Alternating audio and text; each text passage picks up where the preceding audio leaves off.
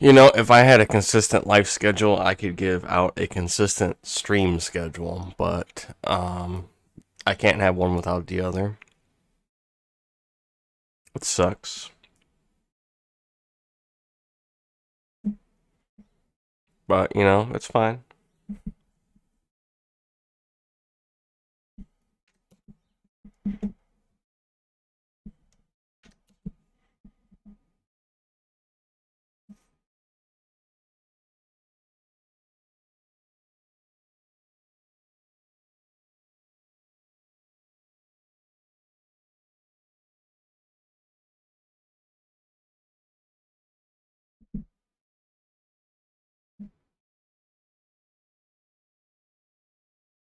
Got it. You are fast to this. You are so fast, it's incredible. But I'm gonna pick up momentum very fast here, I'm sure of it. You're fine. You had this down way better than I did. Okay.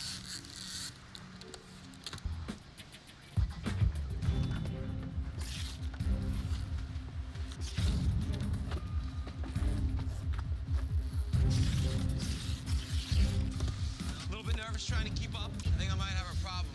Deep breath, take your time. Between the issues with the boxes and your numbers, we no longer need your services. Nothing I can do. No.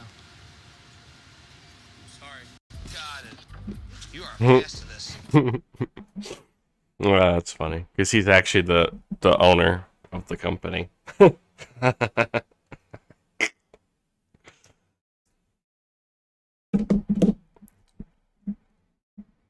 He's probably secretly happy that they fire slow people.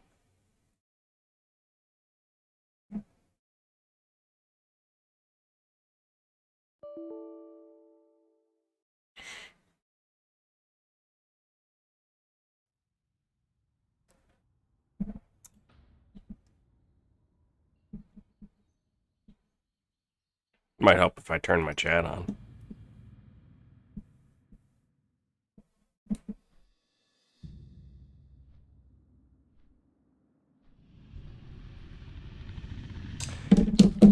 Hold on a second. Hold on a moment. Alright. No. That's rude.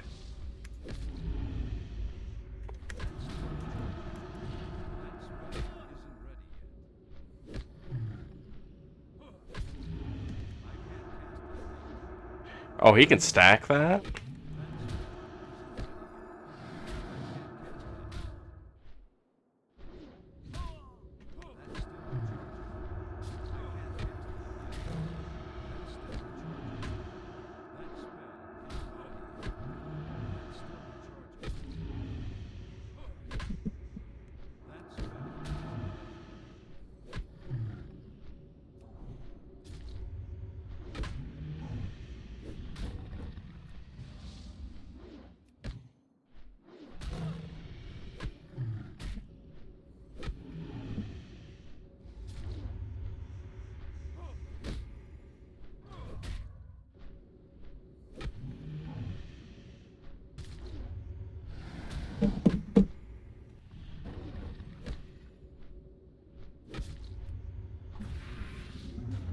Damn, that took forever.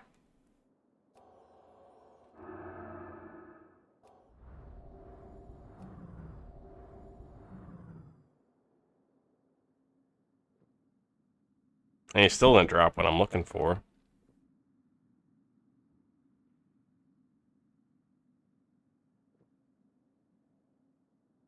You know, by the time I'm 55, these are going to be green. But, oh, I still need to do him.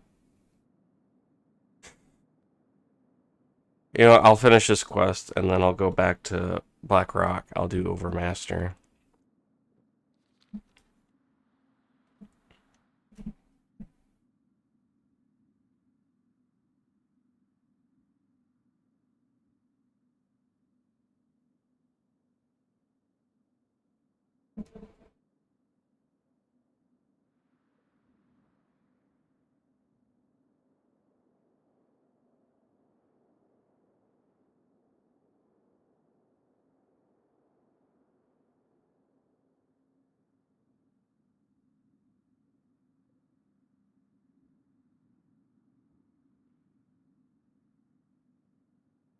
Oh shit.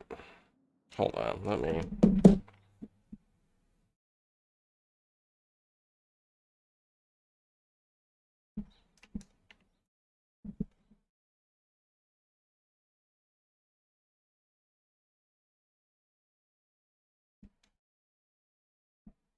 Well, that's the wrong website.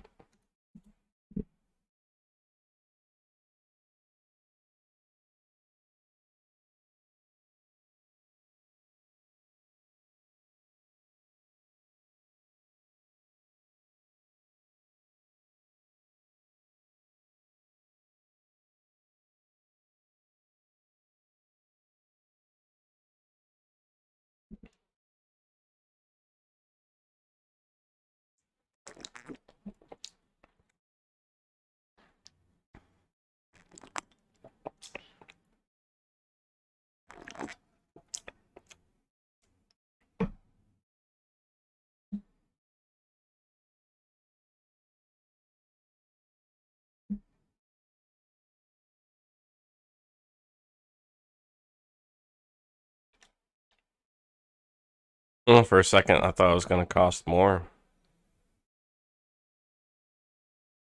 Um,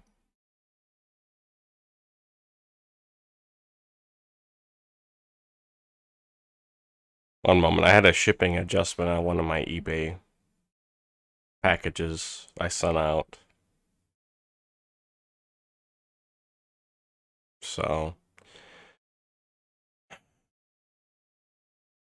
purchases? No. Selling?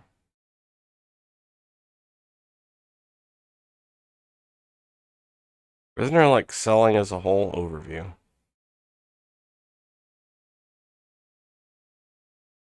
Account?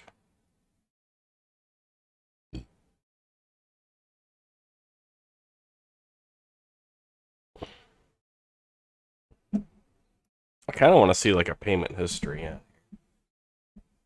I'm dying, aren't I? I'm gonna come back from this. I'm gonna be dead. No. Okay. Well, you know what? I'm gonna get out of here and go find me another. Shit. Hold on.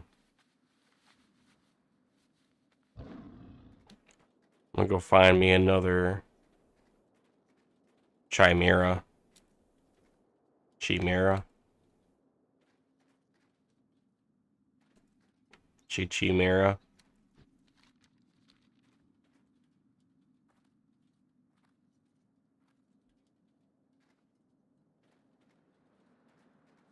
Chimera.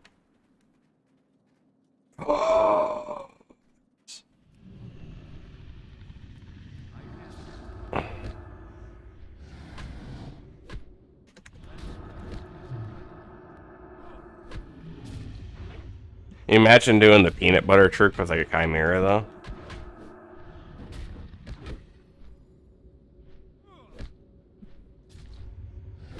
That'd be pretty cool.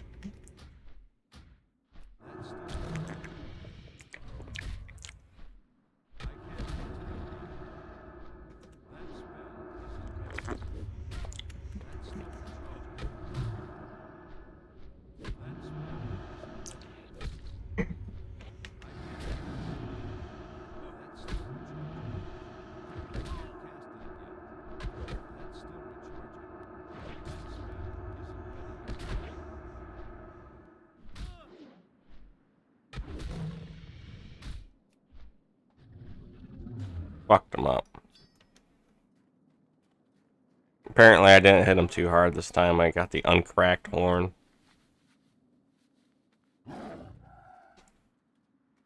I need more. Give me more.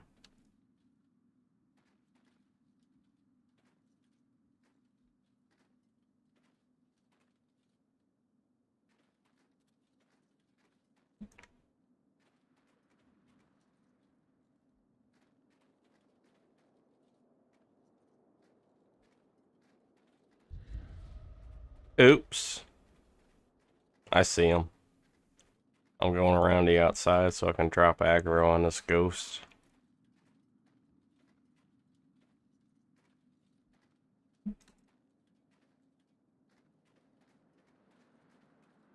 It's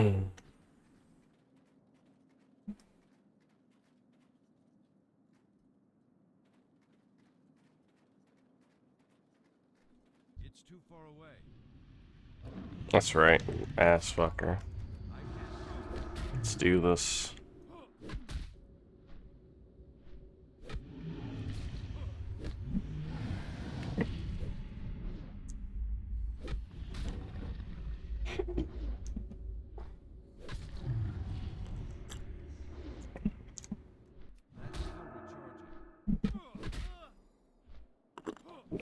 You know what?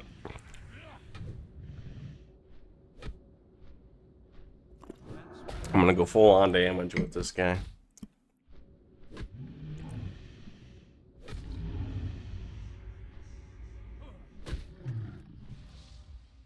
Boom.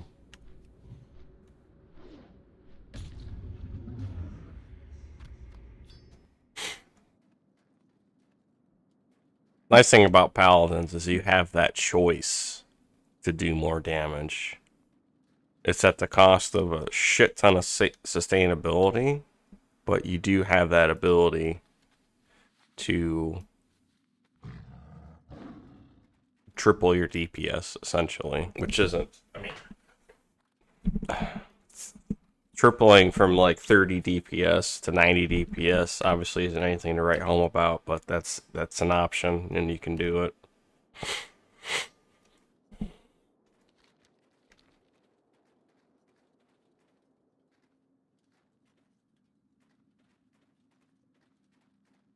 I don't have that quest yet. I'm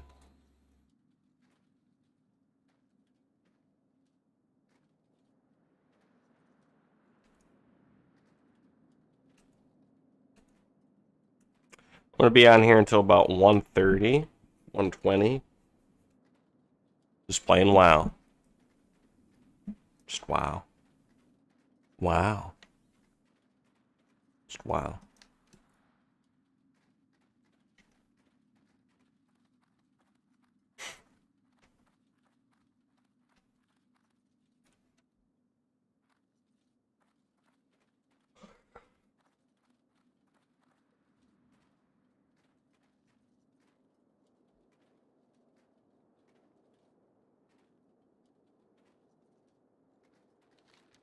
I know there's more over here. I'm pretty sure I've seen them.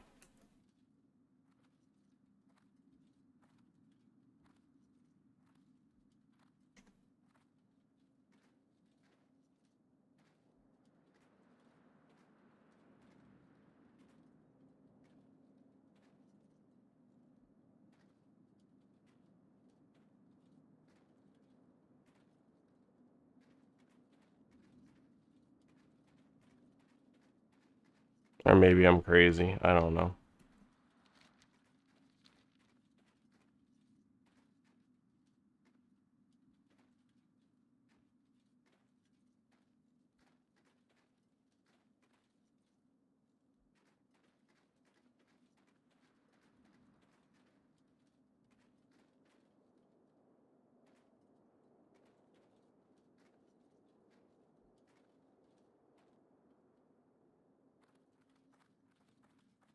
Oh, there's one. I need to get closer. I'm out of range. I know what you're thinking. It's 57. I can't possibly. But you know what? That's what they told Ann Nicole Smith.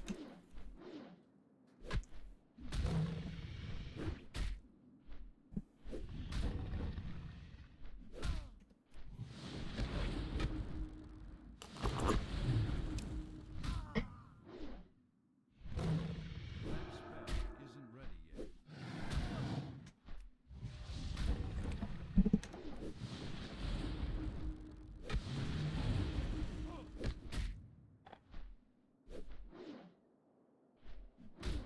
That's still recharging.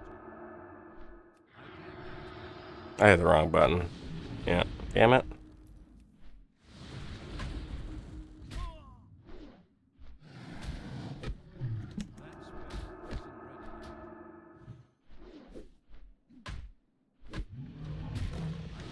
This one's actually doing less damage to me than the other one did.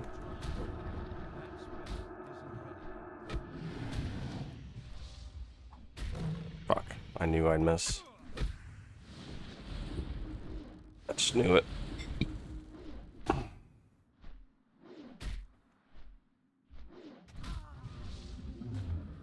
And then he just doesn't drop anything. That's nice.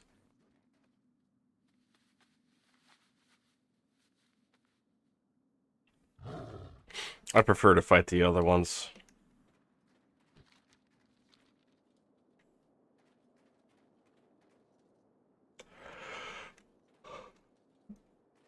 They do more damage to me, but I can kill them faster.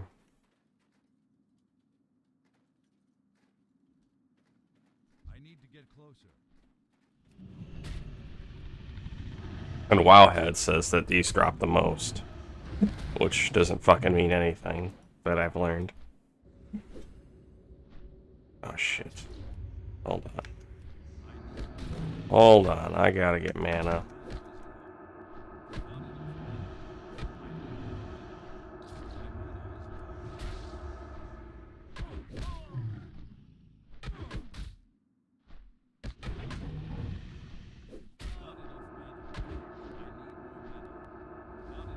I don't need to use a mana pot yet. That's still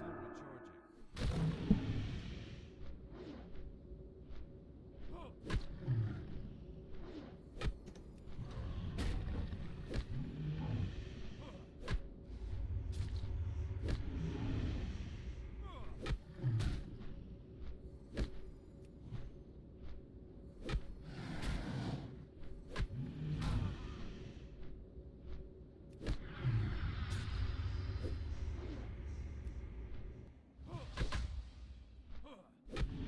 I'm just gonna go full sustain and kill him with autos. Pretty sure I can.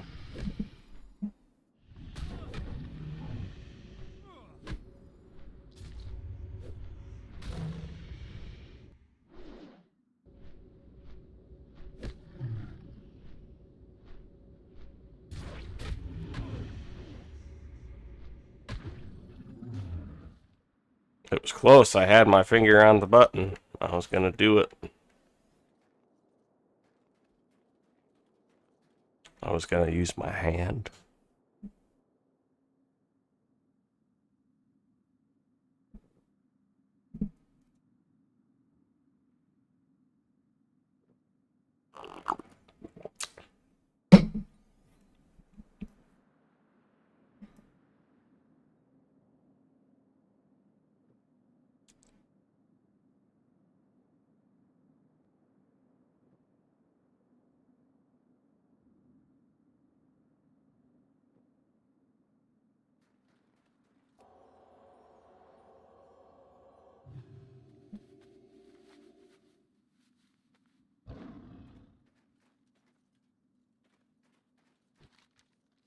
I wonder if maybe there's more this way.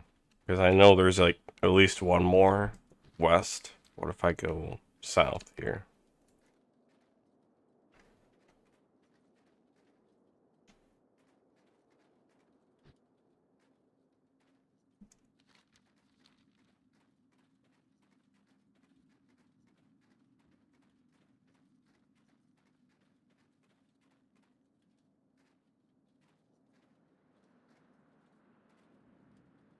I'm out of range. Oh, we go to these ones. This is fine.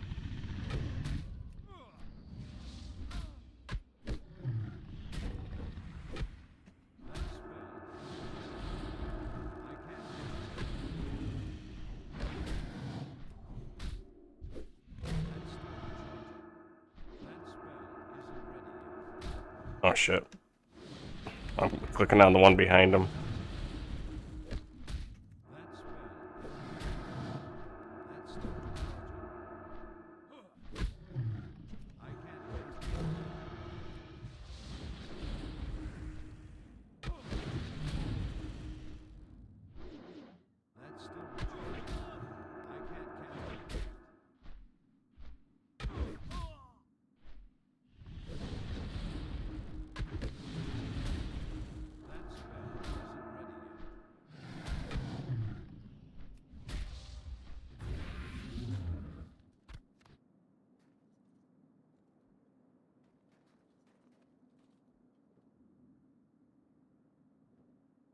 I'm actually going to look this up. I want to see if the drop rate's different. And I bet you it's not. I bet you it's the same.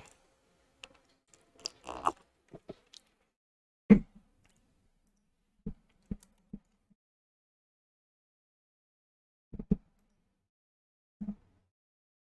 know, let me ask Chat GPT. See if he knows. Chillin' Chimeras. That was actually an accident.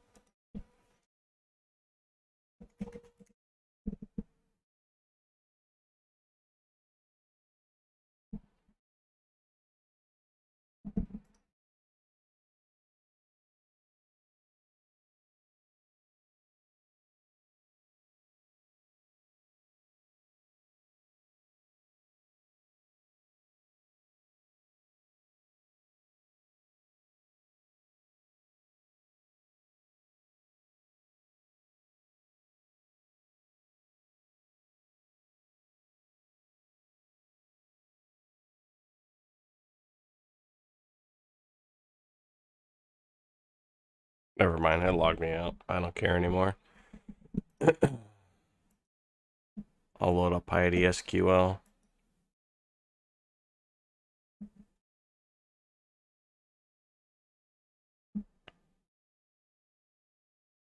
Okay, there's fledging 74.47 and 74.48.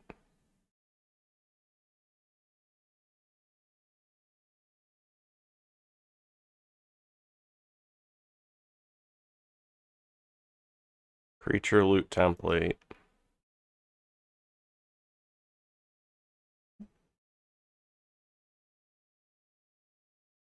$74.47.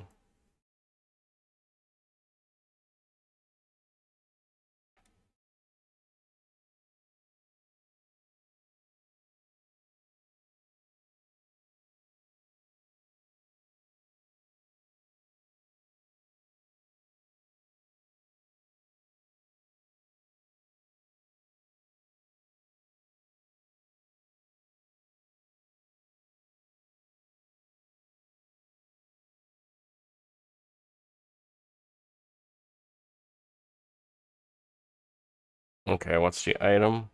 1244. 40% chance to drop from the fledging. And shit.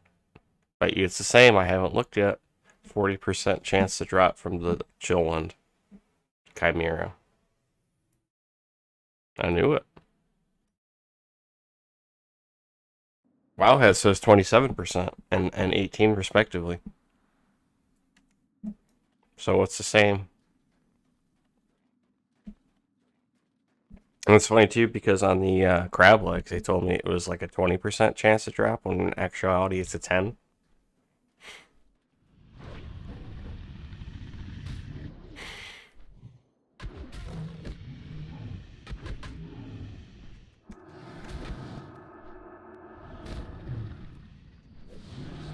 I don't know what I'm doing.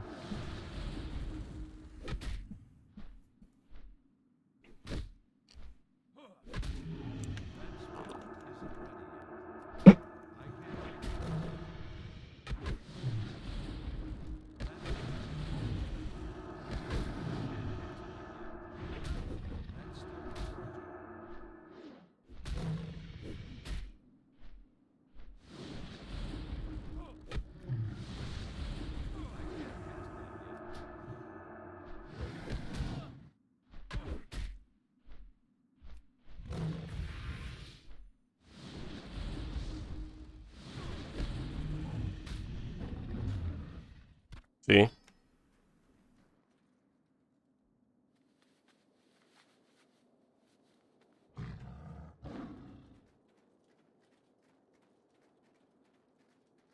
Almost wonder what the drop rate is in vanilla.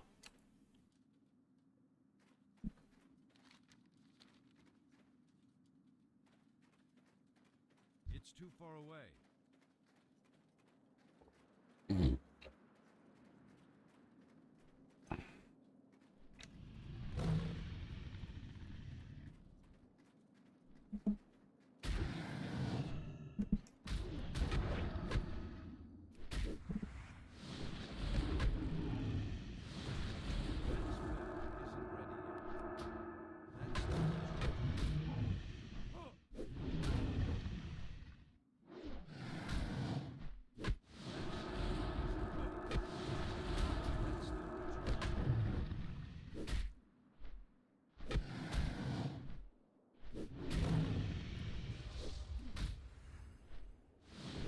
Oh, I forgot the drink.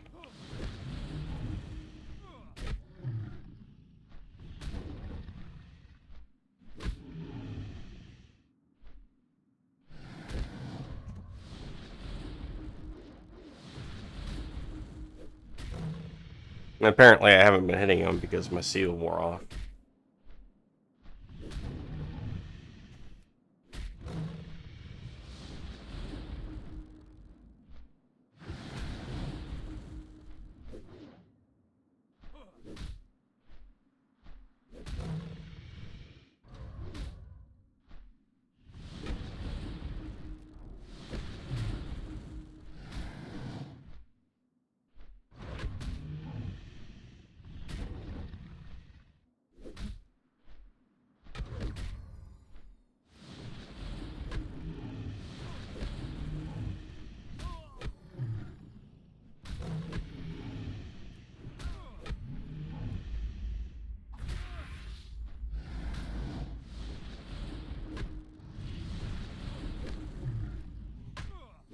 Come on.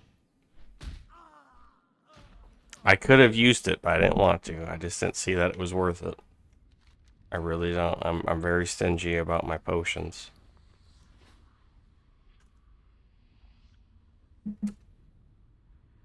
But that was my fault because I should have drank before I went in there anyway. None of that would have happened.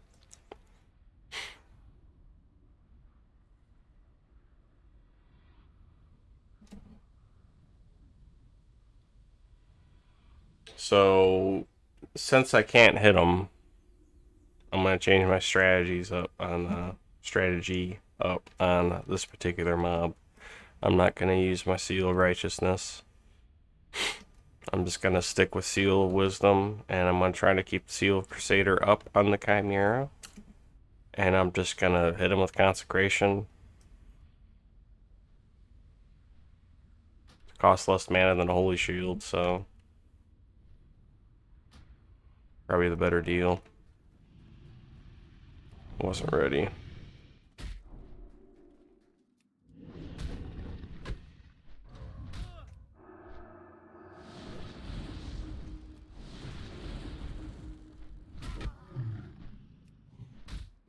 I might have to use a potion now because I don't want to die a second time. That'd be a bit embarrassing.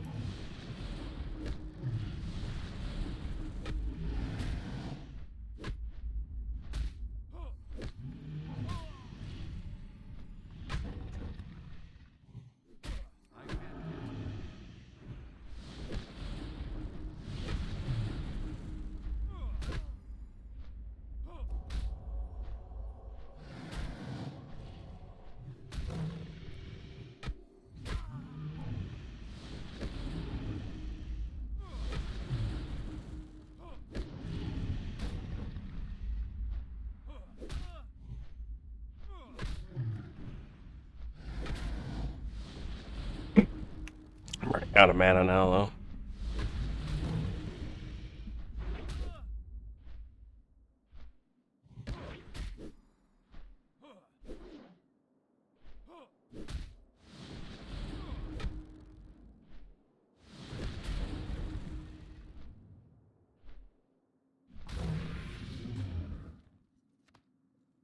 Hey, you know, at least I got a horn out of that. Can't complain. Alt tabbing.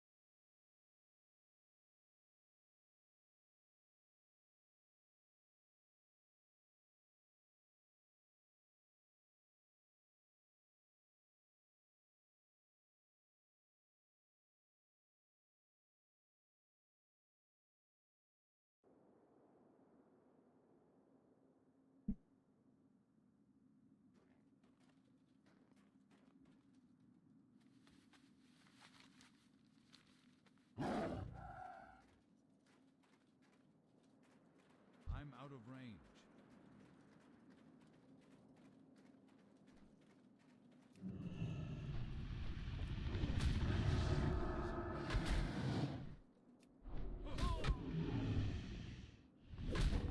I can actually hit this one, so I'm gonna switch to this. If it's orange or above, I'm just gonna concentrate spam. I can't cast that yet.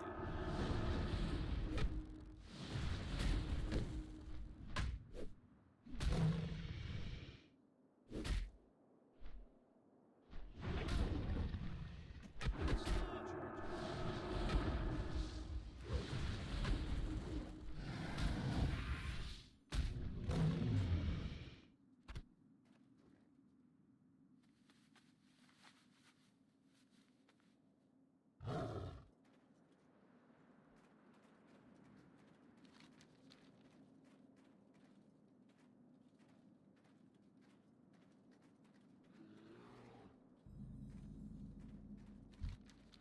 You're not a chimera, you're a dragon.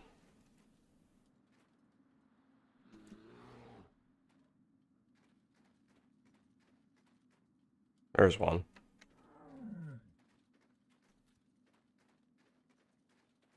Just gotta work my way over to it. Drop aggro. There we go. It's too far away. It's too far away. I can't cast it. Oh, I forgot the drink again. You know, we're gonna do this. We're gonna go full seal. Wisdom. I need more mana. That's better.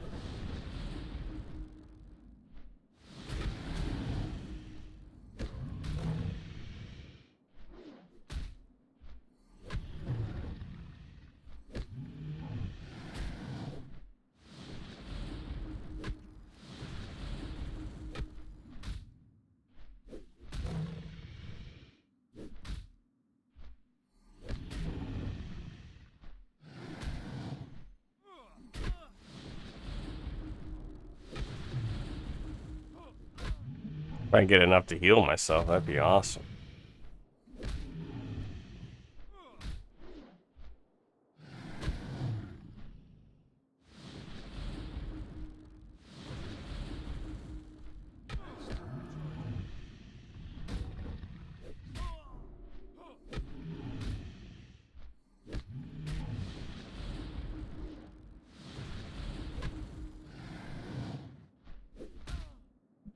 I wasted 2 potions pretty much when I could have just drank.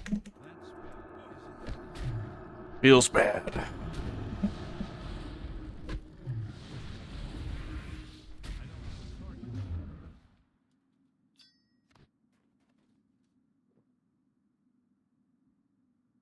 At least there's no bots out here to kill me.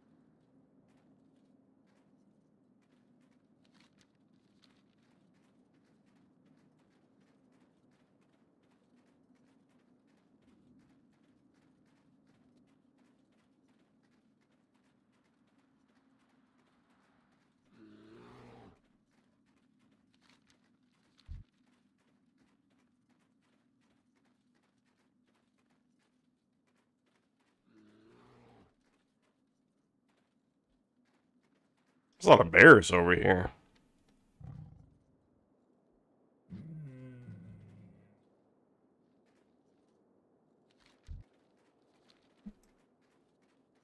I'm out of range.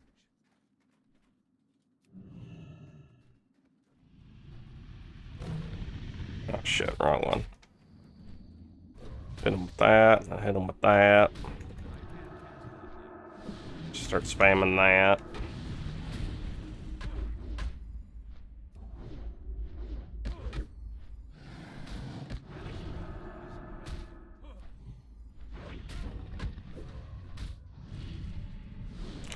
Alright, hold on. 170. This is easier, or cheaper. I can just keep spamming this. Oh no, it's about the same. 170, 170, that's 340. Plus 60. 400 mana. But I can kind of go into a state where I can regen mana at the end of the combo, so I don't know if that's more mana efficient or not.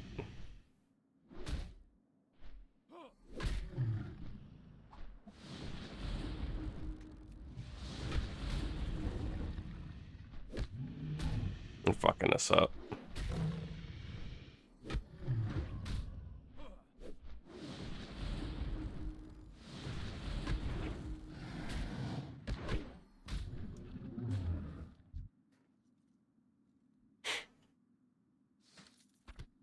It's a really good shaman chest, but not for me.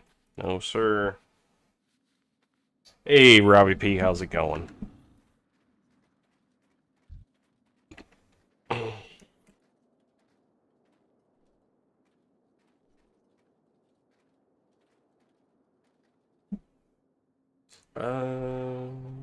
Drink.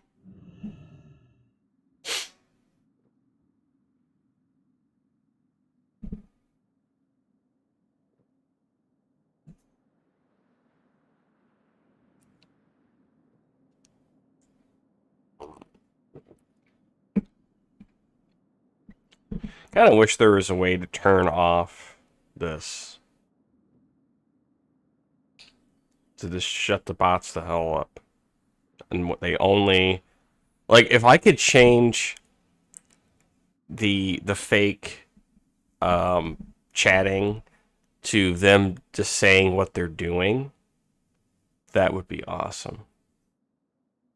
Or just the option to turn it off entirely.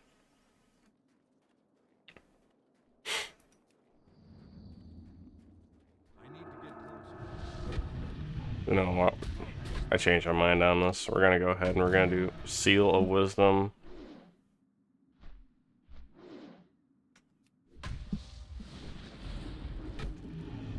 Like so. And then when Judgment's off cooldown. Yeah, no. No. I'm not gonna do that. I'm just gonna keep doing Consecration.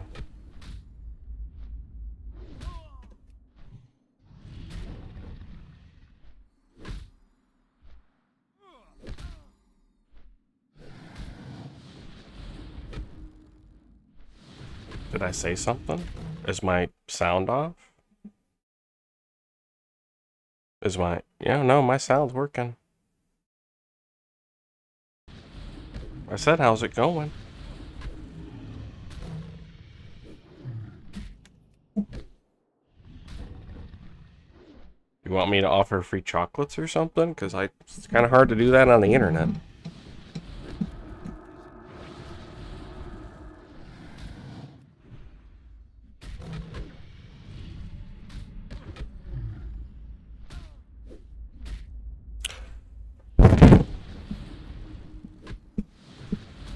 What the hell is on my microphone?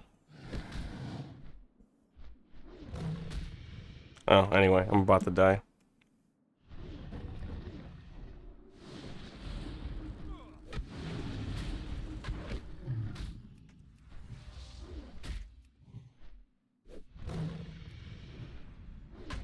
Time to spam mana.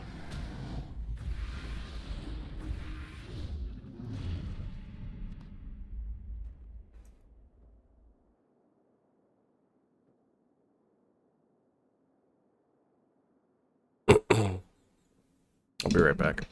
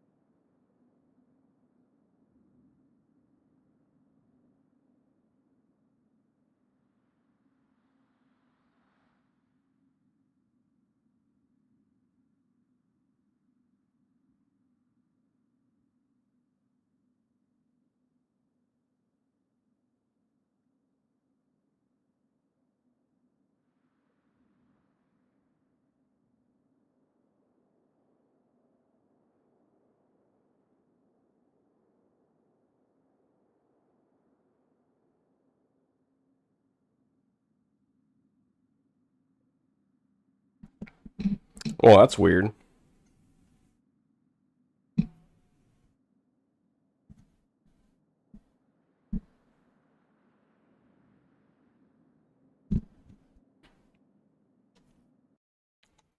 Let me make sure I didn't just ruin my microphone. Hold on, I'm gonna do a sound check.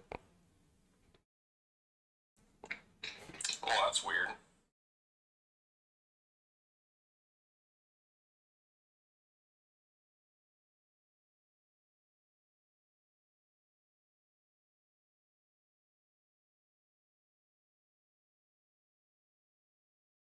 Sound check. Oh, it sounds like the same. I don't know if you're supposed to use compressed air in your microphone or not, but I did. I'm a rebel.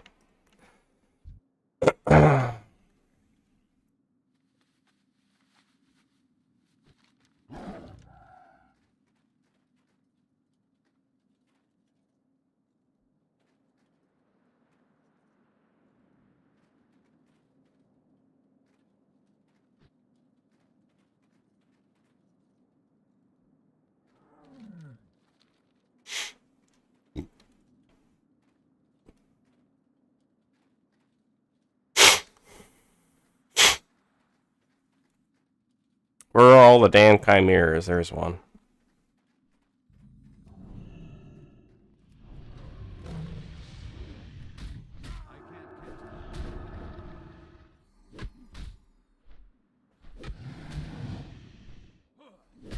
Got some elite dragons hanging out over here.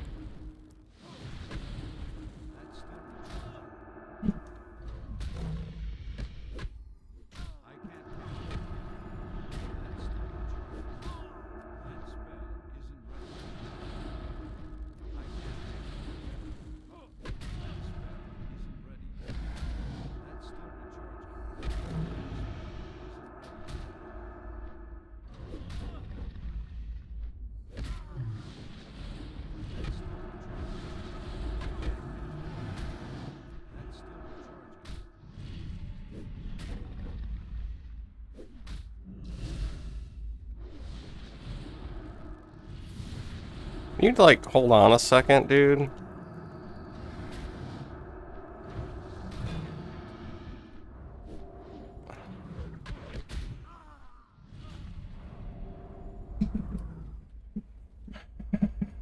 Fuck's sake.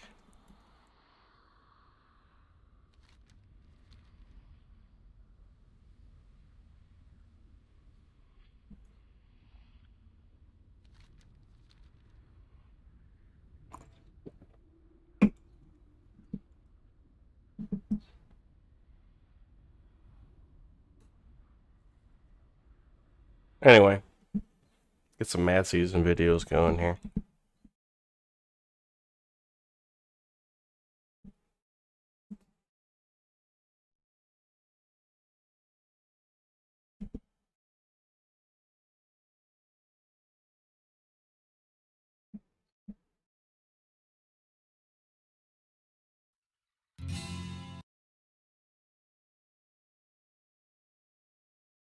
We're at the Lich King rating, old dungeon keys. Sure, let's talk about that.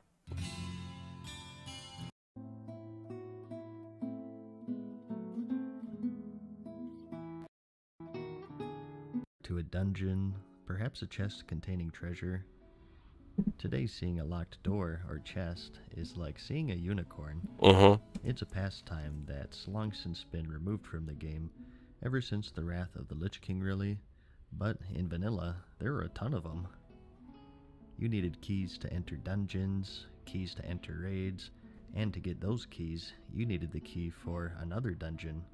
There were so many keys that they even had a special bag called the key ring, since players were running out of inventory space. It was quite absurd, but it served as a fun little side project to see how many you could collect. Some were as simple as looting a boss, or completing a simple quest, and others required rare drops or huge quest chains to finally obtain. But if you had them, you were the man. It didn't matter how good or bad you were at the game. If you had the keys and you were capable of clicking a door, you got an invite to the group. This is a follow-up to a video I posted a while ago. Voted I'm gonna try a different combo here. The winner of this month.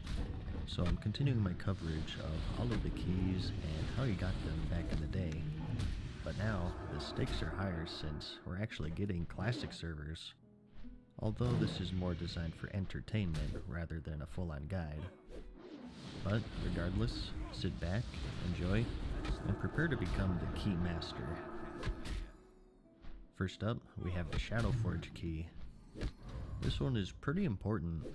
It's required to fully traverse the Blackrock Depths dungeon, Oops. which itself is required Wrong for button. fulfillment to the Molten Core raid. Alright, this uses too much mana. I'm not doing it anymore. Probably one of the most confusing places in And it the doesn't game, really do any more because damage 14 years later, than this. This key in particular gave you access to those gates in the beginning, which serve as nice shortcuts, and also the East Garrison door found nearby the entrance, and behind that door, lastly, the Shadowforge lock, which unlocks the second half of the dungeon.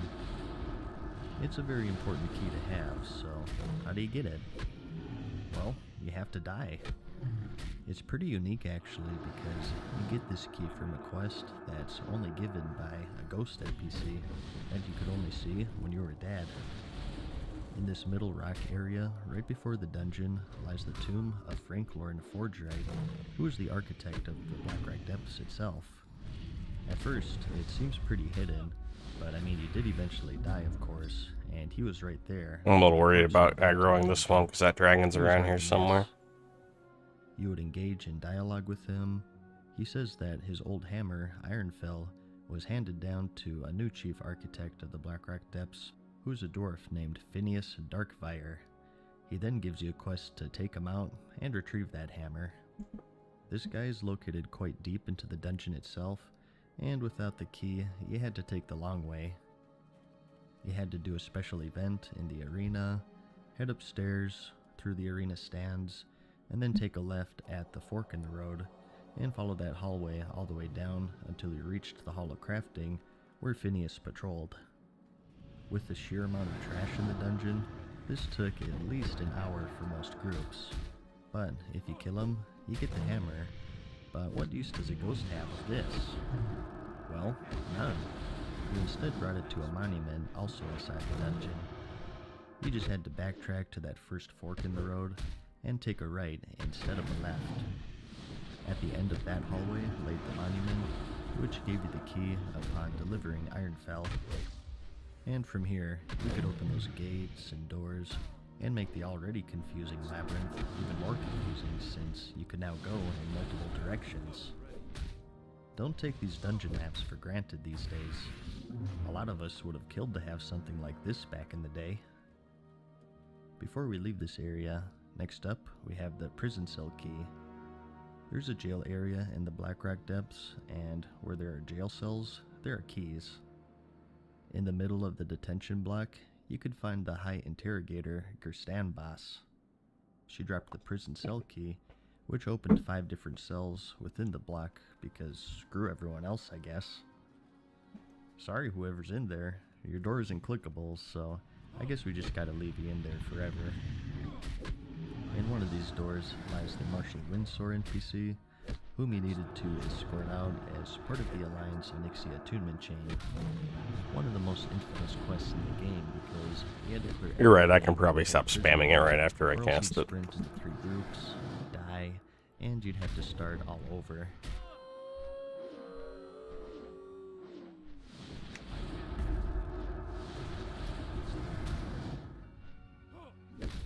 There are also 2 more NPCs, one for the Alliance and the Horde, who are part of quest chains involving Moira Bronzebeard. who Yeah, is just the don't daughter of drop Magna anything. Bronzebeard. That helps a And lot. if you talk to them, they tell you how she got kidnapped, and if you followed those quests, you got to the finale where you had to kill the final boss of the dungeon, Emperor Tharisin, without killing Moira.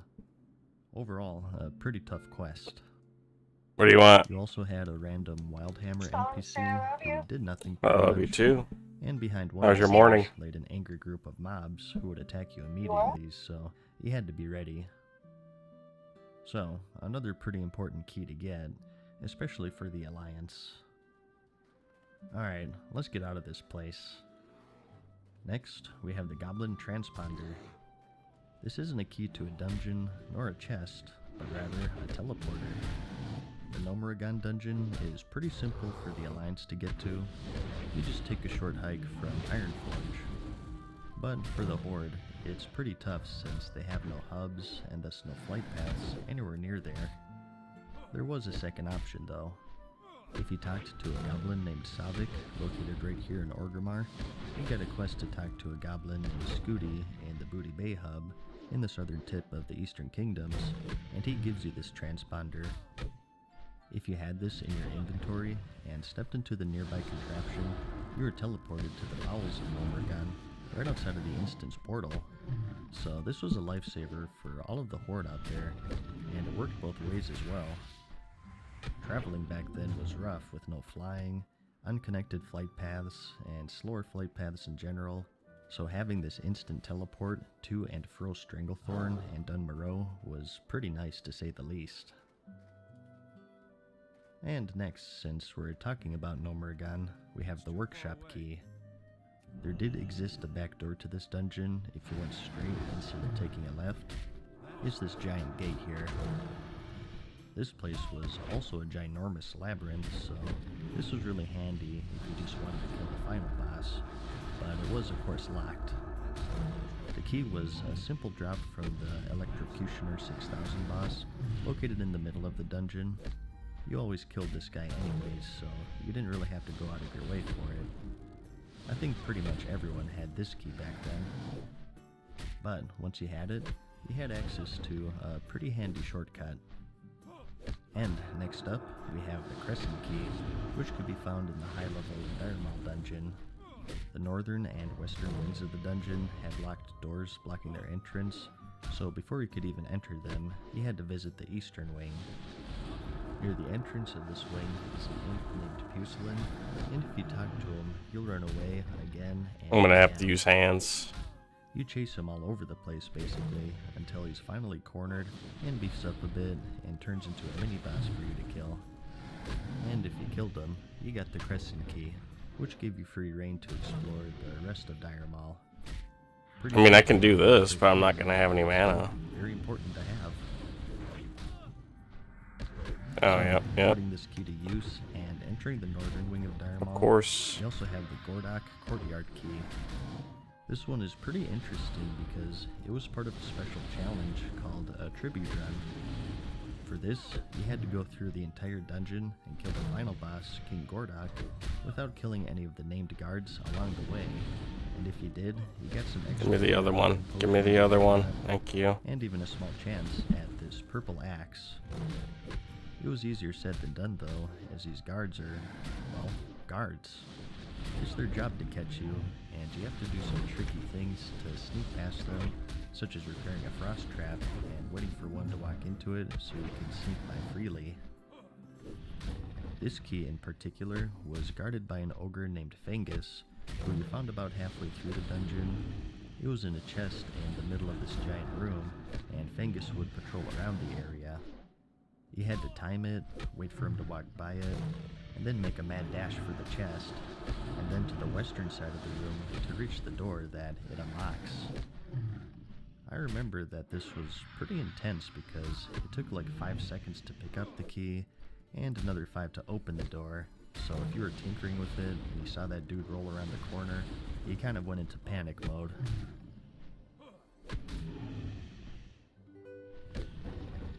Next, we have a few all-purpose keys. Many different blacksmithing keys, the engineer's various Sephorium charges. I'm just gonna go full light here. Lockpicking skill. Some doors It'll take forever to kill him, but at least I won't die. And they required a key to open, and others, you had some options. Blacksmiths could make many different keys at different skill levels. The higher level the key, the higher level door or chest it'll unlock, but it's also more expensive to make as you would imagine. The engineer's Sephorium charges are more of a brute force way to open locks, similar in design to the blacksmith keys in the sense that there were different level charges. A little fun fact is that the Sephorium is a play on words of the C4 plastic explosive.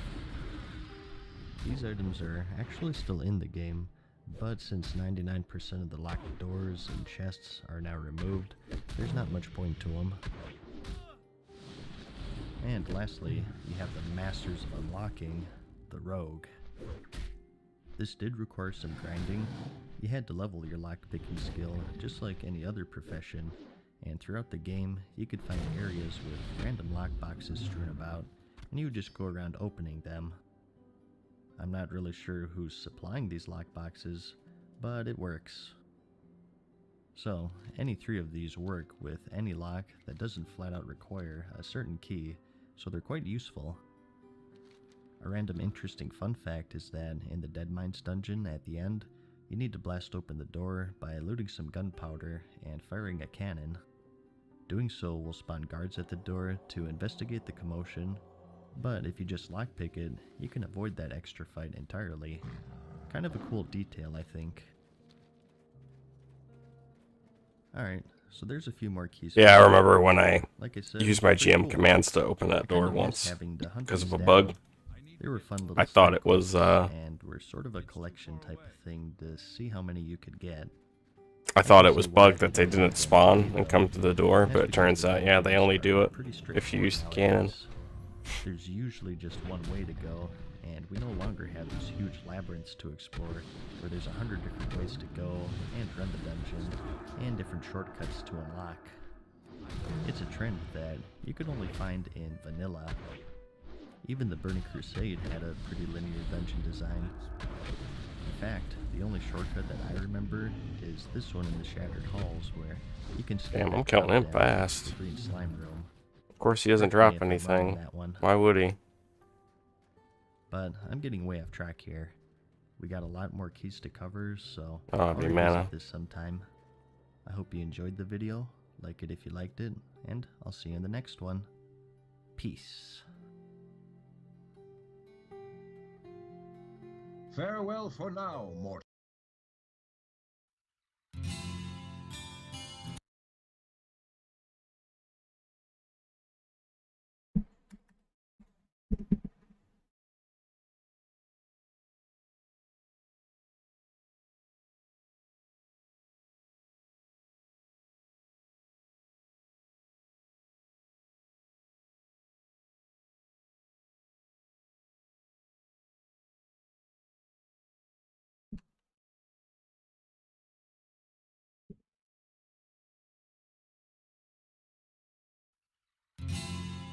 I think I don't remember if I listened to this whole video or not. I probably listened to like Don't part really of it. memories in the game. There's been some requests for more stuff like that, so I thought it'd be fun to have a whole video about it. Reminisce about the old days, talk about my footprint in gaming in general, and have some fun. Maybe even a series if you guys would enjoy that. So, a lot of these are from vanilla. I think with the game being new, in general, that's where most of us have a lot of memorable moments. World of Warcraft wasn't my first MMO though. The first one I got into actually was called the Star Wars Galaxies. Yeah, I listened to at I least wanna the first say half that of I this. started this one in 2003. Not quite at release, but pretty close. It was actually a really amazing game. It was more of a sandbox sort of style where you don't pick a class upon character creation, or there's a linear progression in zones, or even levels. You were just sort of thrown into this world, and out of 32 professions, you could build your character in any way that you wanted. I actually had a lot of fun with this, and it was my first taste of online gaming, period. At this point, I was all single-player games like Zelda and Final Fantasy, so going into this giant world and playing with people from all across the world was a big thing, and Galaxies was a really unique and memorable game for me.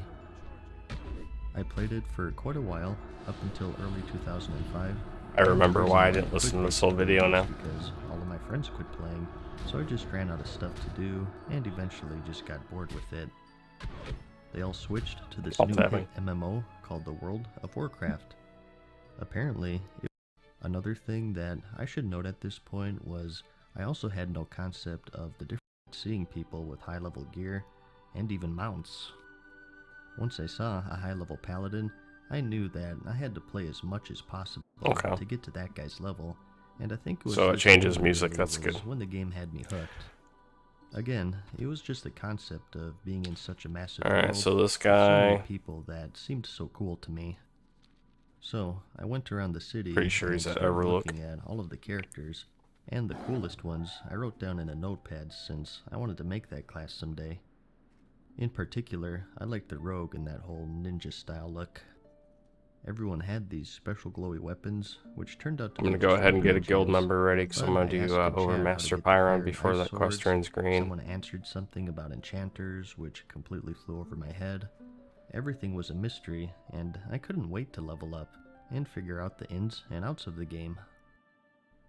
So, my first city, a very memorable moment. Eventually, I reached level 10, which was big because you got to pick your specialization. At this point, I was just playing the game and I didn't really research anything, and being a paladin, I had the holy, protection, and retribution specs. Another thing that I should note at this point was I also had no concept of the different roles in the game, that is, tanking, damage, or healing. In Star Wars Galaxies, every character could pretty much do everything if you wanted to, so having someone dedicated to just taking damage or just healing was a foreign concept for me. In Star Wars, if you wanted to be more tanky, you just threw on an armor set. And if you wanted to heal, you just picked up a couple of boxes in the medic profession, which was also very easy, so this role system was something I didn't really consider. I looked through the choices of each tree, and in the Holy Tree I saw an ability called Holy Shock. It was at the bottom of the tree, but it said it did like 300 damage, which was insane at my level. I was hitting things for like 10 damage at this point, so I want this ability, I thought to myself. But what didn't occur to me was that by the time I could actually get it, I would be like level 40, and at that point, 300 damage wasn't really impressive.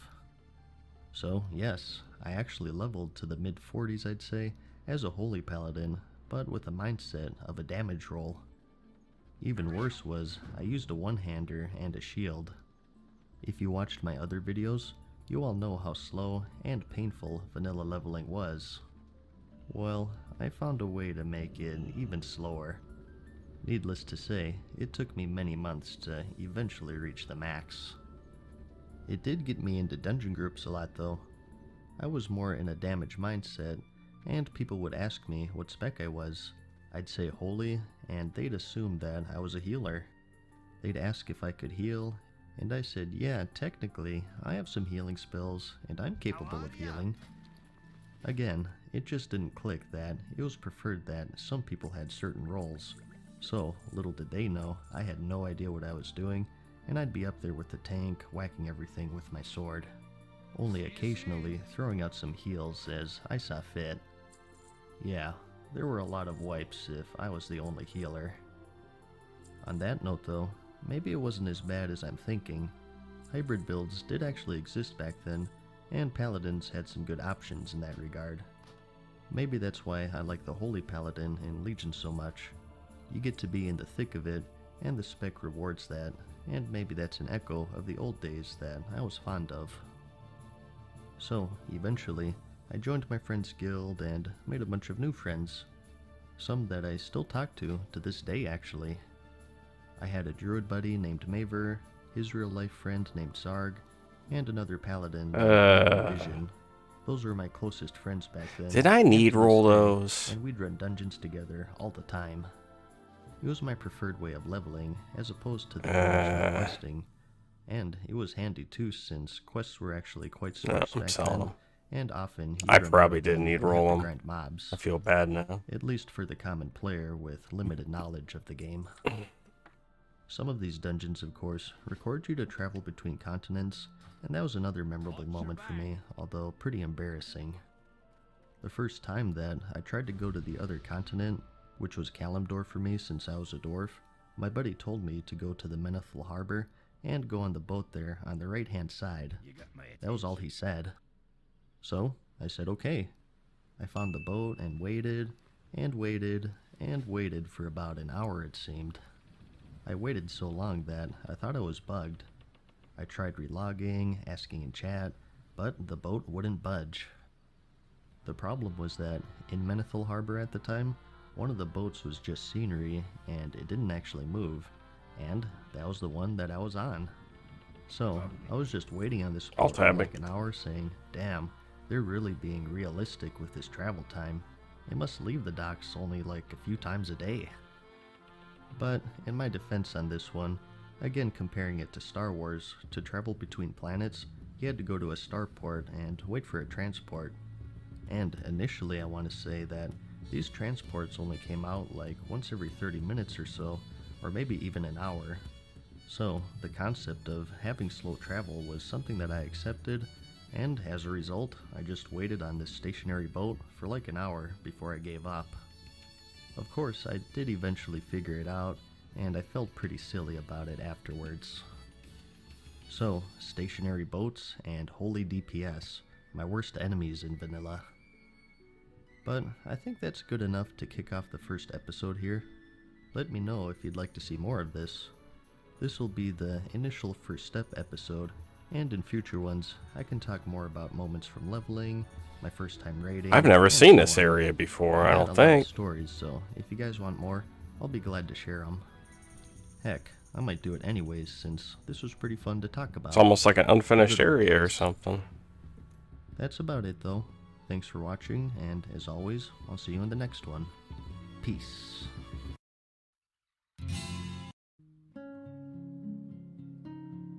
Where I share some funny stories, and hopefully some interesting ones, as best as I can remember at least. In our last episode, we kind of went over the first steps, my difficulties learning the game, which I really shouldn't have had at that point since I played an MMO beforehand, but I was pretty young back then. 13 years was a long time ago.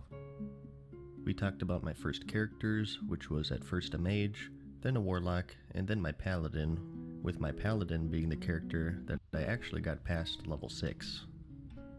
We talked about seeing Ironforge for the first time, some of the friends I met along the way, and my trouble with boats.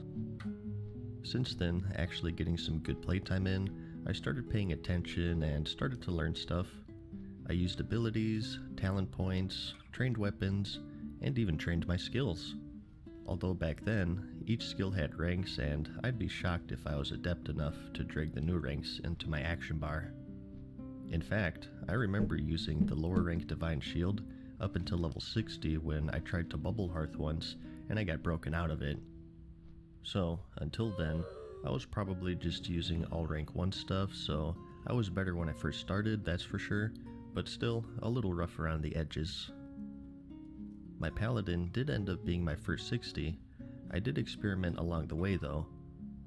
Like I mentioned in the last video, I sort of went around. I'm gonna have to bring some level 70s over here onto I wanted to play, which was based off of looks mainly, which in hindsight was pretty silly considering that get by that class can look NPC cool or lame just depending on what gear that the player has. Now, it's been a while, but the first alt I made, I want to say was a hunter, a dwarf one to be specific since why not? My other dwarf worked out to be pretty good. And to be honest, seeing that dwarf hunter in the cinematic was pretty cool, and I wanted to be just like him. I wanted to have a bear pet, and at this point, I was accustomed to the snowy hills of Dunmarag, so I knew how to do all of the quests there, so I wouldn't be learning a new class and doing new quests, which was overload for me back then probably. Don't take quests for granted back then. Even in the starter zones, some of those suckers were tough. Remember, this is before any quest waypoints, and in my case before Thoughtbot even. I was just playing the game, and I had no idea of any outside resource to help me figure stuff out. Not even YouTube was a thing back then, and of course I didn't have any add-ons installed. I think I only started with those once I started raiding because I had to get the Whispercast add-on, which helped automate the Paladin blessings in raids, which made Paladins playable in 40-man raiding, if I'm gonna be honest. It was rough for us for a while there, but I'll get to that later. Back to quests. So, you were given these quests with no waypoints, and you had to actually read them to figure out where to go. I know, crazy right? Reading quests? they'd say go to the west or just north of here, and usually you'd be able to find them if you were thorough enough. So, having gone through most of the ones in Dunmarag, and even the next zone, Loch Modan, I was pretty set. Sometimes people ask me what my favorite zone is. It's a tough call, but for vanilla I think, I'd have to say Dunmarag just because it was the first one that I really explored. Now that I think about it, is it Dunmarag or Dunmaro? I've always said Dunmarag, so I'm just gonna go with that. While we're talking about quests though, another point I want to bring up, again relating to Star Wars Galaxies. Yeah, I'll be making a lot of comparisons to that by the way, since I gotta get you into my mindset. But in Star Wars, like I mentioned in the last video, it was super open world, and you were just sort of thrown in there with a knife and a melon, and you were told good luck. Really, that was it. There were no quests in Star Wars like there is in World of Warcraft, where you're told to go here and do this. Rather, to level, you just grinded mobs pretty much.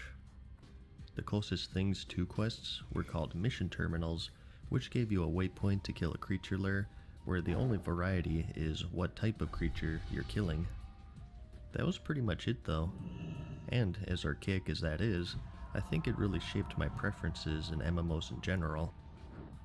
It's why in these games where other people can't stand stuff that's grindy, such as artifact power, I never minded it. I think mainly due to the grindy nature of They don't Star have Wars a hope. Galaxies, with how much fun I had in that game grinding, it's made me more open to repetitive tasks in MMOs in general. Hey, I got the salty title, so I think that's a pretty good testament to how much I like grinding. I'm still working on the insane title though. But back on subject here. With this grind system to progress your character in Star Wars, seeing actual quests in World of Warcraft was like, whoa, this is different. Having a set path of certain zones and progressive quests, to a lot of people seems pretty straightforward and common sense. But for me, and I think a lot of us who came from Star Wars, it blew our minds. I think looking back to World of Warcraft's structured style, it was probably better, especially considering that Star Wars is no more, and it tried to become a clone of World of Warcraft in its dying breath, but still, for me, there's a certain charm to that sandbox style. Just being thrown into this massive world and having to figure out what the hell the goal is. And that's the beauty of sandbox games. Well, there is no goal. right It's away what a you little make bit, of it. then I'm Maybe the going finish to line was dismiss maxing out a certain level 70s profession, in my group. or maybe it was That being mob the mayor didn't of a attack me player this time, the or maybe it NPC. was just exploration. Whatever. So, going back into Azeroth here, this exploratory nature from Uninvite. Star Wars sort of carried Uninvite. over for me. Uninvite. Even if it wasn't quest related, I'd check out these caves, look for treasure, and just explore the world. Even to this day, when I'm making videos, I'll get distracted and try to wall climb to somewhere where I shouldn't be, just to see what it looks like and explore. So, in Dunmarag specifically, I was the master of this zone. I knew where the silver elite enemies were, most of the quests, where to do them, how to do them, and so on, so I spent a lot of time here. Wait, what were we talking about? Oh yeah, alts. Sorry about the sidetrack. I'm just going where my thoughts take me at this point. It's too far away. So, my first alt was a hunter. And they were pretty tough to play back then because they had a dead zone. I think it was if an enemy was within 5 yards of you or something like that, you couldn't shoot at it, so you had to switch to melee. This was pretty rough back then because you didn't get your pet until level 10, and combining that with being new to the game, there were a lot of deaths. But I kept going because I had a carrot on a stick in front of me, and that was level 10 because that's when I was going to get my bear. Again, going back to the Star Wars I'll eat Galaxies rogues and warriors for creature breakfast. handler profession, I thought that it was so cool to have a minion fight for you, and when I saw the hunter class in action from leveling, I knew I had to make one. But remembering my past experience with the warlock from the first episode, I asked my buddy who got me into the game what level I actually got the pet, and he said level 10. So, that was my carrot on a stick with my hunter.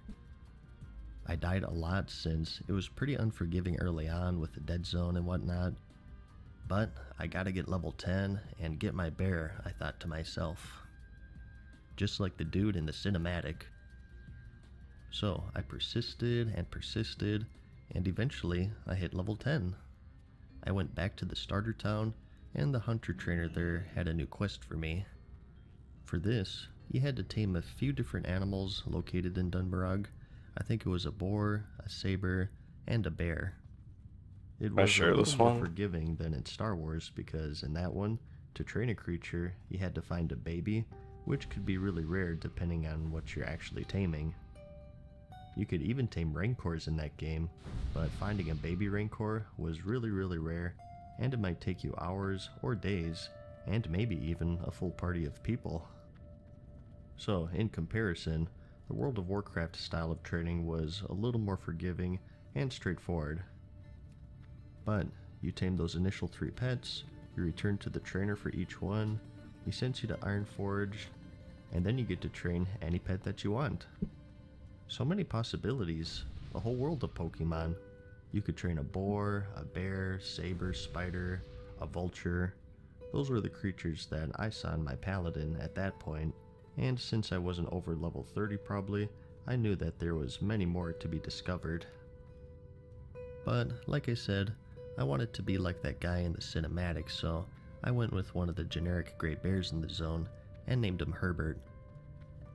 So, at this point, my Paladin and Hunter were my go-to guys, and each day I'd log in, I'd decide which one I felt like playing.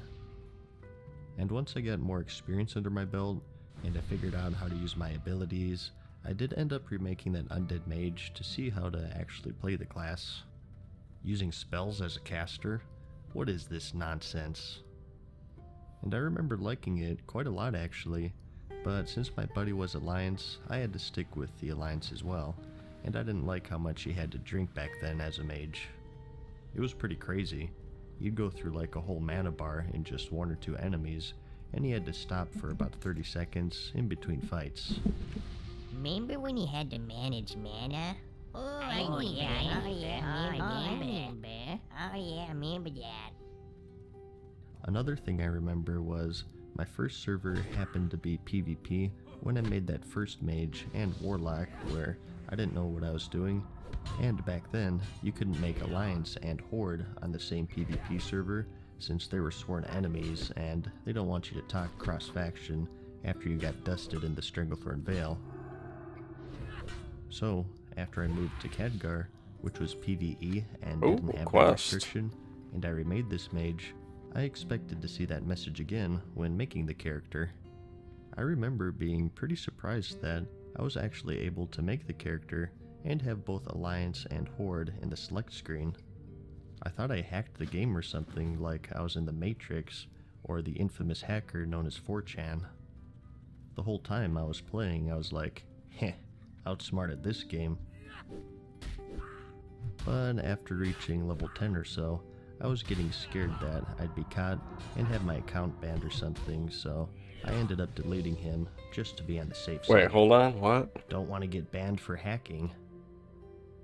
We ended the last video on a but after reaching level 10, I expected to see that my first server happened to be PvP when I made that first mage and warlock where I didn't know what I was doing, and back then you couldn't make Alliance and Horde on the same PvP server since they were sworn enemies and they don't want you to talk cross-faction after you got dusted in the Stranglethorn Vale. So, after I moved to Khadgar, which was PvE and didn't have that restriction, and I remade this mage, I expected to see that message again when making the character. I remember being pretty surprised that I was actually able to make the character and have both Alliance and Horde in the select screen. I thought I hacked the game or something, like I was in the Matrix or the infamous hacker known as 4chan.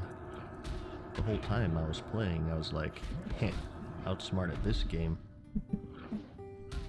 But after reaching level 10 or so, I was getting scared that I'd be caught and have my account banned or something, so I ended up deleting him just to be on the safe side. Don't want to get banned for hacking. We ended the last video on a funny note, so let's do that again. Damn, I'll 2 of tell you them? about the first player that I had to ignore. On my Hunter, once I finished the Lokmodan zone, I ended up doing a lot of grinding instead of questing, for no real reason other than I felt like it. Again, there's my SWG nature popping in. My favorite spot was this excavation site with all of the trogs because it had some silver elites that would spawn really fast, and even some chests. So there's a little tip for those of you who are going to play classic servers. From doing this for hours on end, I ended up making a bit of gold, and I wanted to spend it on the auction house, which I hadn't touched at this point. The blue items on there had special names and were more expensive, so I wanted one of those. And since I still kind of sucked, I of course screwed this up too by buying a melee weapon as a hunter. It was actually a polearm, and I remember the name. It was the Gargoyle's Bite. Look at this thing. Required level 20, 60 armor, 10 strength, the perfect hunter weapon. Plus, it has a cool name. And it was a polearm type weapon, which I hadn't used yet. Luckily, I got training for it from Stormwind. Another comparison in Star Wars here was that there wasn't a warrior class or a paladin class. The classes, or professions as they were called, were sort of split up by the weapon. The fencer used one-handers, the swordsman used two-handers and axes, the pikemen used polearms, and so on. So, seeing a polearm weapon, which was pretty rare at this level, kind of set off some bells in my head that it might be above average or I'll get a new moveset or something. At this point, I think I was solely using one-handers on both my paladin and hunters, so it was also my first two-hander. You know, I'm not even gonna worry about that. It had a bid and a buyout. I didn't want to spend too much gold, so I just threw a bid on there in hopes of selling it for cheaper. Plus, it was ending soon too, so I could just sit there and wait. But moments after entering my bid, I got a chat message saying that I was outbid. Ah well, that's fine. Let me just bid again and... What the son of a... This went on for a while. Dang, this thing must be really good, I thought. Everyone wants it. I was in a bidding war, and eventually just said screw it, and dropped the mic, and just did the buyout option. I went rushing towards the mailbox like a kid on Christmas Eve to claim my prize. And I equip it, kind of marvel in its bluiness since it was the first one I got, and I get a whisper. You son of a, percentage, $, ampersand, caret, $, probably, because I had the mature language filter on. If you can believe it, the guy I was in a bidding war with actually stocked the mailbox after he lost the item, and waited for someone to equip the polearm that he was bidding on, which was of course me, and he started sending me profanity-laced tirades. He was calling me this and that I was a noob hunter and I didn't need that. Hey buddy, it's a hunter weapon, okay? Don't worry about it. I didn't respond to any of this, but he was getting annoying, so I asked in trade chat how to ignore someone, and he started making fun of me for being a noob and not knowing how to ignore people, since he was in trade chat also, I guess. He was being pretty gonna heal me? harassing. Someone told me how to ignore him, which I did, but not before linking the item to him is one final kick in the balls. I rode off into the sunset back to my grinding spot, and my raptor strike hit a little bit harder from then on. Alright, that's enough for episode 2, I think. There's a little more of my background and my mindset going into the game, some random stories that I remember. So my healer just stopped healing. A bit, and so on. In the next episode, I didn't even realize I'll it. probably go back I to hit my follow combat and it still and didn't discuss the start later healing parts me of my again. journey to 60. I hope What's you the found the CO? video It's heal, isn't entertaining, that? like it Yes. if you liked it, and I'll see you in the next one. Peace. Farewell. This bug pops up like every 3 patches that they do. They fix it, they go about doing some other shit, and then it just comes back.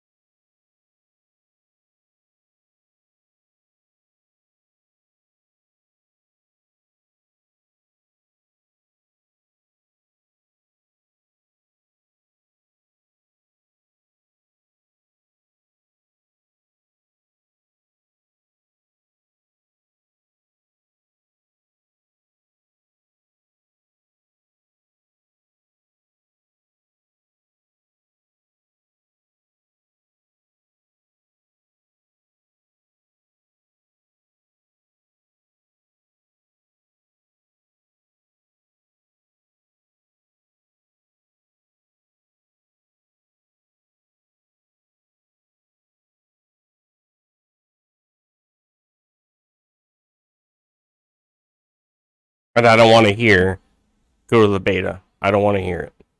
This has been a bug that's been present. They fix it and it comes back again. I don't want to fucking hear it. Because what's the beta gonna do?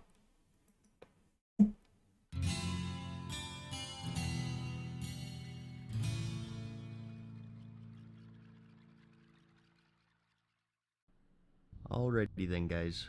I'm back with part 3 of the Memory series, where I share my personal story of how I started World of Warcraft and some of the hopefully interesting or funny adventures in it. In the last episode, we talked about most of the alts I dabbled in.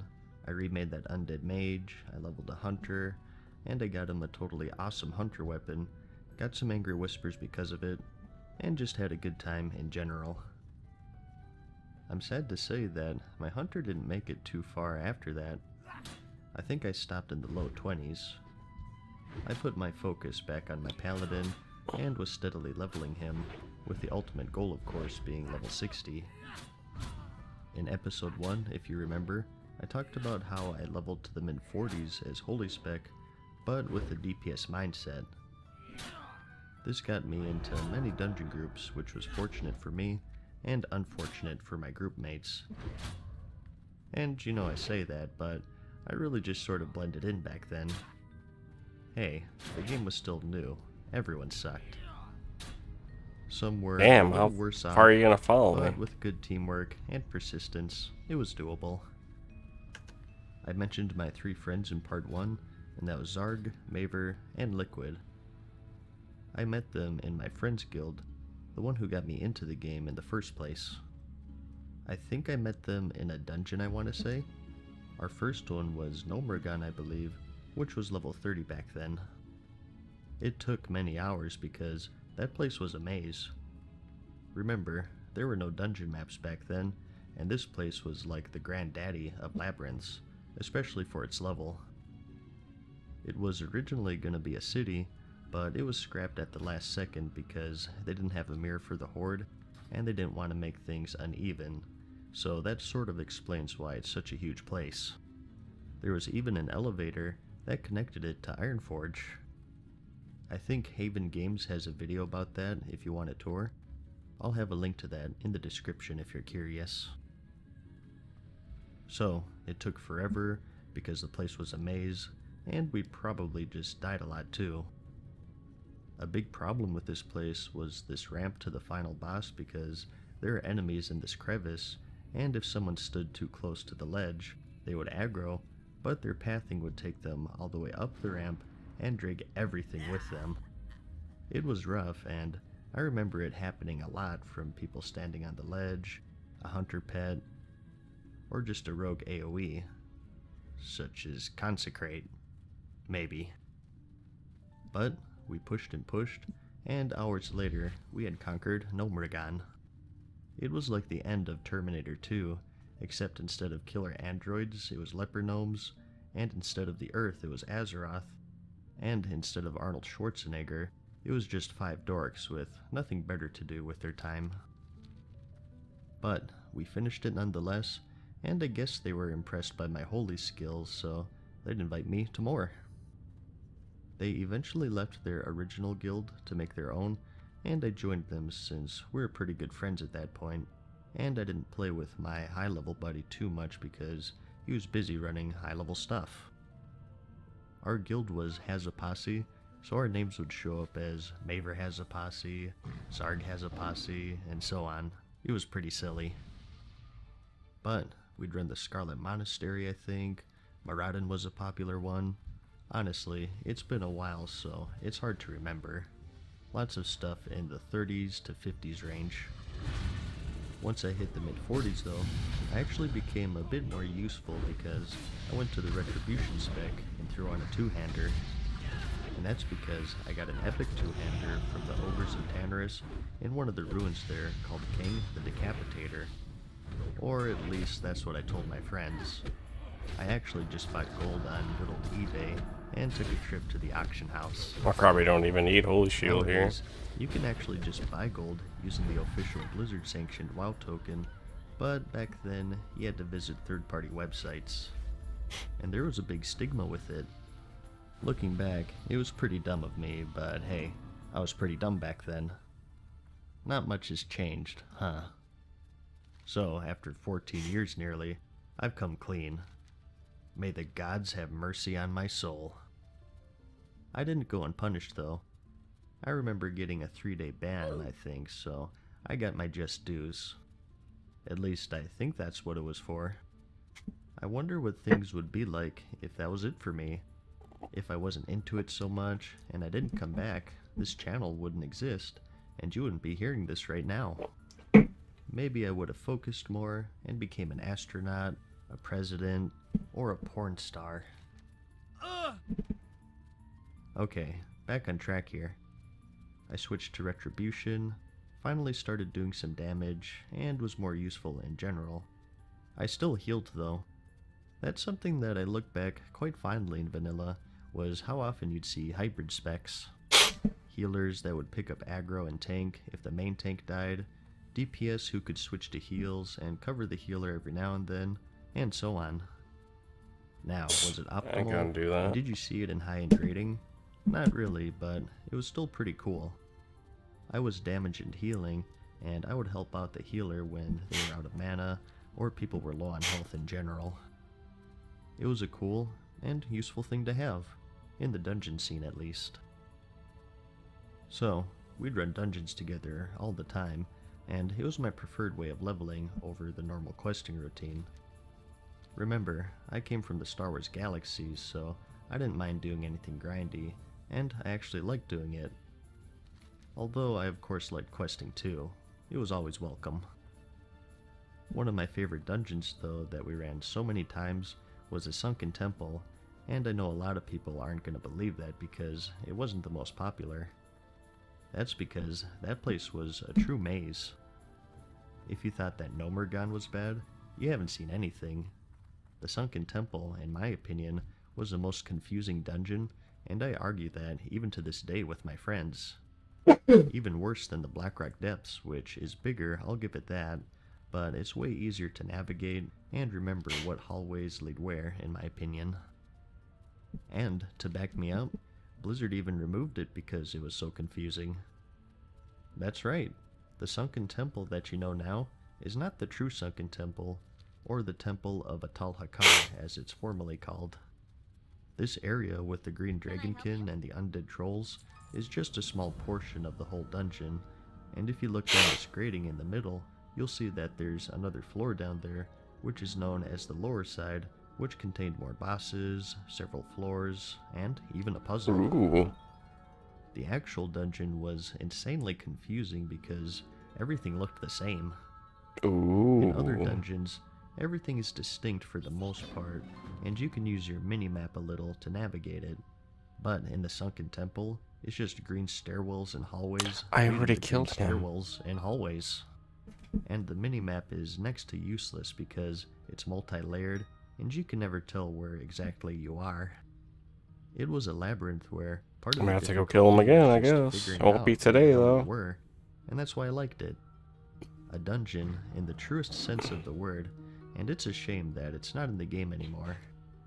I can understand it not being in the Dungeon Finder because people would just get lost, but I don't see why they had to completely bar access to it, even outside of the Dungeon Finder. We ran it many times, and eventually mastered it, and it was one of our biggest achievements early on before we Where started is this raiding. guy? Speaking of which, let's get into that and how that whole process started. Our first raid, unbeknownst to us at the time, was actually the Lower Blackrock Spire because, remember, this was technically a raid back then, although it was 15 people max initially, I think. What we wanted to do was the Blackrock Depths, and we knew that it was in the Blackrock Mountains somewhere, but we got turned around and Really? somehow ended up in the Blackrock I have to go Spire back to the rather prison. than the Blackrock Depths. And we were like, damn, this place is tough. At least I already We were have the only key, level though. 50-ish, which is why we wanted to do the Blackrock Depths, since I think it was around that range, and the Blackrock Spire was 55 to 60, I believe, so it didn't go so well, to say the least. Alright, so what else do I got One of the going on side that effects isn't a of not having dungeon? those handy instance Nothing. portals on your map, I guess. So I'm gonna want to be But 55 before I when go we back actually in found there. the correct dungeons, We mainly did them on our way to 60, and they hit the cap a little before me. I was always a level or two behind them. I think I might just go to I Everlook. hit 60 I don't know. doing my normal thing of just straight up grinding mobs. Or I can go back to the Plague This Lands. time, I'll go back it to the was Plague those yellow Lands. worm things in the Eastern Plague Land zone.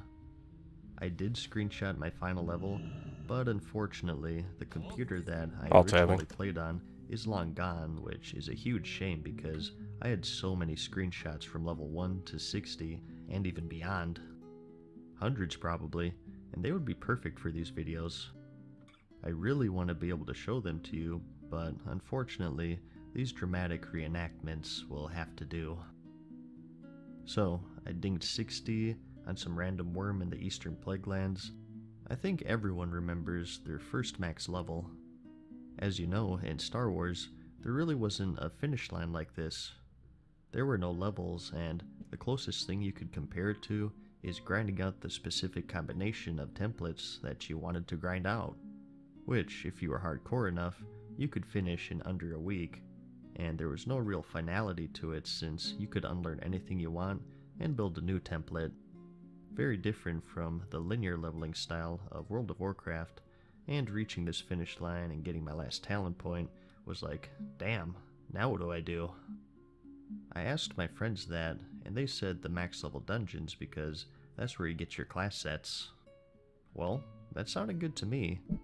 The stuff that those people in the city were wearing, I can actually look like I have my stuff together instead of this random mishmash of leveling gear. Sign me up. Kind of funny to think that today, I prefer the clown suits like this as my transmog over the orderly sets in the game. So, that's what we did for a while. High-level dungeons such as Skullomance and Stratholme, and I didn't even know that raids existed at this point, so this was my endgame. I got quite a few pieces of my Lightforge set, but I never completed it. It's hard to remember, but I was definitely missing the shoulders because I wanted those the most, and I remember my buddy, Liquid, who was also a Paladin, he got the whole set, and I was pretty jealous. My buddy Zarg, who was the warrior, got a full set of Valor I think, and our healer, Maver the Druid, got Wildheart, so they were good to go, and I was just a few pieces short. But I had fun, so that's all that mattered. We ran dungeons every day, and I made some really good friends. When I was talking earlier about how different my life may have been had I not returned from my suspension, and honestly, I wouldn't trade it for anything. I met so many people, as you'll see in the coming videos, that I really consider as true and close friends, even to this day, nearly 14 years later, and if I didn't come back, I wouldn't have my YouTube channel where I've made even more friends, and I get to share my stories with people like you who are kind enough to give me the time out of your day so many times. So, we are the posse.